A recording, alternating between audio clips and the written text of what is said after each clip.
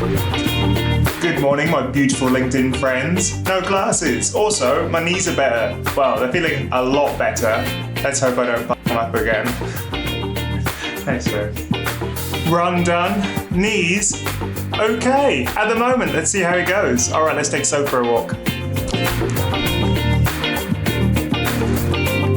So today I'm putting the final touches on a presentation, a webinar that I'm giving to early career researchers all about LinkedIn, how they can best utilize it. And it starts with a 40-minute webinar about optimizing their profile and the key things people look for. And then next week, we're going to talk about content creation and becoming valuable. Then I've got to do some shopping. I've got to go up to the supermarket to grab some essential items. That'll be interesting. With the new social distancing laws, I wonder how seriously people are taking them. I will be taking them very seriously. All right, so I've just spent the last few hours perfecting and changing this presentation, which I had prepared for delivering in person, but now is going to go online. And that changes a number of important things, and let's talk about those.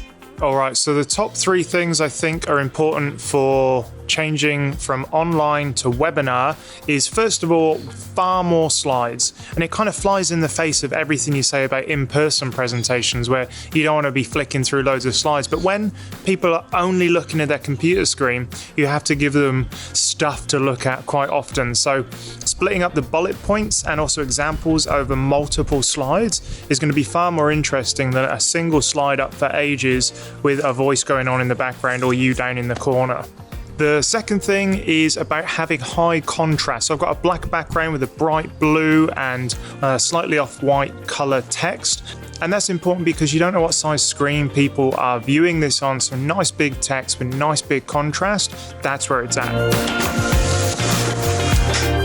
All right, and the last tip is have a worksheet that people can follow along in their own home. Because when you're at an in-person workshop, you can kind of look and take notes at the same time, but giving them a worksheet that follows along with the order in which you want them to do things is super important. Now I'm off to the supermarket. Rule is touch stuff, but don't touch your face. I touch my face heaps.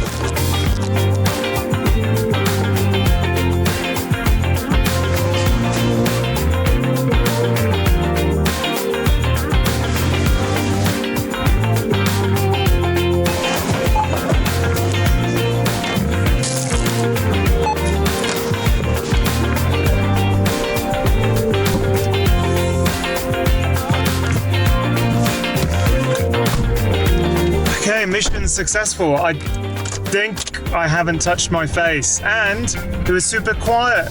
Social distancing. Well done, Adelaide.